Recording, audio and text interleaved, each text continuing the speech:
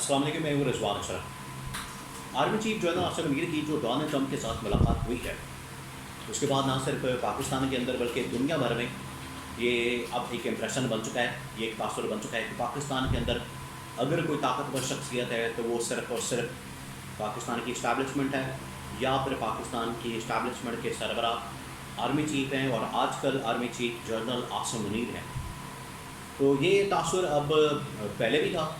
लेकिन उसके अंदर अब तक़वियत आ चुकी है, वो तासर बड़ा मजबूत हो चुका है, पावरफुल हो चुका है और अब लोग इस बात को मानने पर मजबूर हो चुके हैं कि इस मुलाकात के बाद, ये जो डोनाल्ड ट्रंप की मुलाकात हुई है जनरल आसिम के साथ, इस मुलाकात के बाद तो ये मुकम्मल तौर पर तय पा चुका है और ये बात फ़ाइनल हो चुकी है, ये बात तय पा चुकी है कि पाकिस्तान में अगर कोई ताकतवर शख्सियत है वो सिर्फ और सिर्फ जनरल आसिम है और उसके बाद तो शहबाज शरीफ का इस्तीफ़ा देना बनता है। अगर इसके ऊपर इमरान खान बात करता, अभी हालांकि इमरान खान के साथ मुलाकातों की बात करने की, इमरान खान के साथ कम्युनिकेशन की, मैसेज करने की, इमरान खान के साथ तमाम की तमाम जो कम्युनिकेशन है बंद कर दी गई है, इंटरेक्शन बंद कर दी गई है, सिर्फ इसी वजह से कि बाहर के मामला को मैनेज किया जाए, सेटल किया जाए। इसके बारे में बड़ी अहम तरीन मालूमात मेरे पास मौजूद है, वो आपके साथ मैं शेयर करता हूँ। सेकेंड ये कि जो ईरान इसराइल की जंग है, ईरान इसराइल जंग आपको पता है इस वक्त हॉट टॉपिक बना हुआ है, हर बंदा उसके बारे में जानना चाहता है, हर जगह के ऊपर लोग उसके बारे में बात करते हैं और ईरान की जानिब से जो ताज़ा हमले किए गए हैं, ईरान जो इस वक्त जवाब दे रहा है इसराइल को, उसकी वजह से इसराइल के बहुत सारे शहर तबाह बर्बाद हो गए हैं। डोनाल्ड ट्रंप की जानिब से पहले ईरान के ऊपर फैसला किया गया कि अगले 24 से 48 घंटों के अंदर वहाँ पर हमला कर दिया जाएगा। हमला करने के बाद वहाँ पर मुकम्मल तौर पर न्यूक्लियर प्लांट जो है ईरान का, उसको ख़राब कर दिया जाएगा, तबाह कर दिया जाएगा। ये डोनाल्ड ट्रंप ने पहले ऐलान किया, लेकिन बाद में उनकी जानिब से ये फैसला किया गया कि 2 हफ्तों के लिए अब इस फैसले को मुअत्तल किया जा रहा है, 2 हफ्तों के लिए इस फैसले को मुअख्खर किया जा रहा है। इसी असना में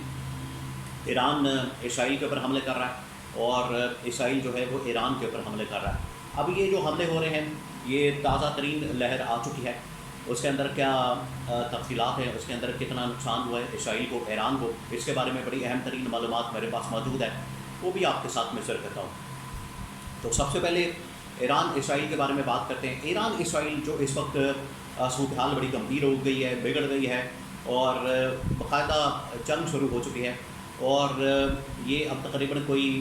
17वीं 18वीं लहर जो मिसाइलों की है और फिर उसके बाद ड्रोन्स की है, हमले की है, वो की गई है ईरान की जानिब से, इसी तरह से इसराइल की जानिब से। पहले मैं आपको थोड़ा सा बता दूं कि अमेरिका ने इसके ऊपर, डोनाल्ड ट्रंप ने पहले कहा कि हम ईरान के ऊपर हमला करेंगे, ईरान के ऊपर जो हमला होगा वो उनके न्यूक्लियर प्लांट को टारगेट किया जाएगा और एक किस्म का ये ऐसा हमला किया जाएगा जिसमें सिर्फ न्यूक्लियर पावर प्लांट को या न्यूक्लियर प्लांट को या न्यूक्लियर साइट को निशाना बनाया जाएगा। तो ये एक किस्म का न्यूक्लियर साइट और न्यूक्लियर प्रोग्राम को तबाह बर्बाद करने के लिए हमला किया जाएगा। पहले तो ये फैसला कर लिया गया और इसके बारे में बड़ा वाज़ेह तौर पर नज़र आ गया कि ये ट्रंप की जानिब से हमला होने जा रहा है, क्योंकि जब G7 की मीटिंग हुई, G7 की मीटिंग के बाद डोनाल्ड ट्रंप उठ के चले गए और डोनाल्ड ट्रंप वहाँ पर ज़्यादा देर तक नहीं बैठे। डोनाल्ड ट्रंप ने सिर्फ वहाँ पर थोड़ा सा टाइम दिया, थोड़ा सा टाइम देने के बाद जब वो वाशिंगटन पहुँचे तो वहाँ पर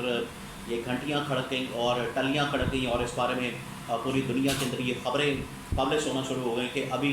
डोनाल्ड ट्रंप की जानिब से ईरान के ऊपर हमला किया जाना है और ये हमला जो है वो उनकी न्यूक्लियर साइट के ऊपर किया जाएगा। फिर अचानक से यू टर्न लिया डोनाल्ड ट्रंप ने और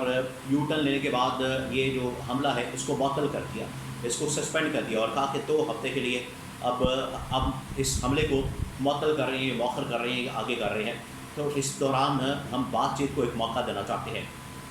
ये उनकी जानिब से कहा गया। लेकिन उधर ईरान और इसराइल के ऊपर हमलों का सिलसिला जारी है, ईरान भी हमले कर रहा है, इसराइल भी हमले कर रहा है। ईरान की जानिब से जो हमले किए जा रहे हैं उसमें इसराइल के बहुत सारे शहर तबाह बर्बाद कर दिए गए हैं, उनके बहुत सारे जो न्यूक्लियर साइट्स हैं या उनके जो साइंसदान हैं, उनके जो अहम तरीन फौजी इंस्टॉलेशंस हैं, फौजी तनसीबात हैं। इसके अलावा वहाँ पर जो टॉप लेवल की लीडरशिप है, मिलिट्री टॉप कमांड, उनको टारगेट किया जा रहा है, निशाना बनाया जा रहा है। اور ان کو نشانہ بناتے ہوئے ان کو وہاں سے مارا جا رہا ہے، بلڈنگس کو تباہ و برباد کیا جا رہا ہے۔ اور آج جو تصاویر آ رہی ہے،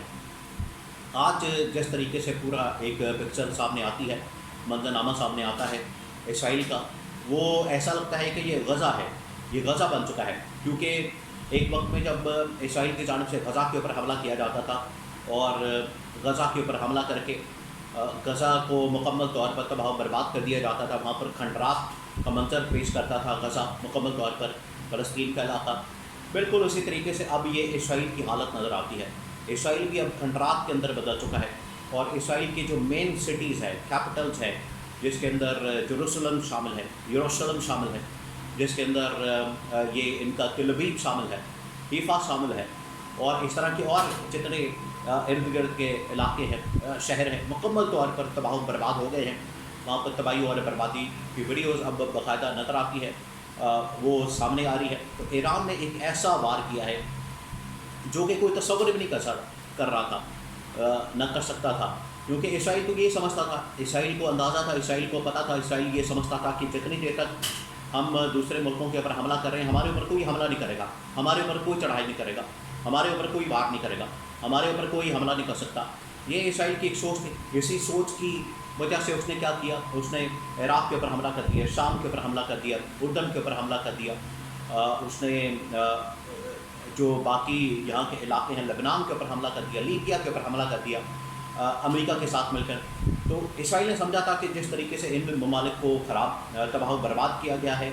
اور ان کے اندر تباہی اور بربادی پھیری گئی ہے، حملے کیے گئے ہیں، بالکل اسی طریقے سے ہم یہ جو ایران ہے اس کے اوپر بھی حملہ کر کے تو تباہ و برباد کر دیں گے۔ یہ ان کی جانب سے ایک اٹیمپٹ کی گئی، لیکن آگے سے ایسا جواب ملا ہے کہ اسرائیل کے بھی ہوش ٹھکانے لگ گئے ہیں۔ اب آ جائیں تھوڑا سا یہ پاکستان کی سچویشن کے اوپر۔ شہباز شریف مکمل طور پر اس وقت مائنس ہو چکا ہے اور جنرل عاصم منیر بالکل ڈرائیونگ سیٹ کے اوپر آ چکے ہیں۔ اس سچویشن میں دیکھیں، اگر عمران خان کا پیغام آتا ہے، عمران خان کا میسج آتا ہے تو بڑا کلیئر ہوگا، کیٹیگوریکلی یہ پیغام ہوگا کہ اس سچویشن میں اب شہباز شریف کو استعفیٰ دے دینا چاہیے، گھر چلا جانا چاہیے، اور اس سچویشن میں شہباز شریف کا رہنا بنتا نہیں ہے۔ وہ اب وزیر اعظم نہیں ہے، وہ ایک اردلی وزیر اعظم ہے، جو کہ عمران خان اس کے بارے میں کہتا ہے، اور اس قسم کے وزیر اعظم کی ضرورت نہیں، اس قسم کے وزیر اعظم کی اہمیت کوئی نہیں، جس کی باہر دنیا میں آواز نہیں سنی جاتی، ملاقاتیں نہیں کی جاتی، تو اس قسم کے وزیر اعظم کا کیا کرنا ہے؟ یہ عمران خان کا میسج ہوتا۔ لیکن آج بھی یہ جو پی ٹی آئی ہے یہی ڈیمانڈ کرتی ہے، ان کا یہی مطالبہ ہے کہ پاکستان کے اندر اب صحیح معنوں میں جو حکمرانی ہے اسٹیبلشمنٹ کی ہے، ہائبرڈ نظام اب بالکل کھل کر سامنے آ گیا، نظر آ گیا، اور اس کے اندر شہباز شریف کا استعفیٰ بنتا ہے، اس کو اب گھر چلے جانا چاہیے۔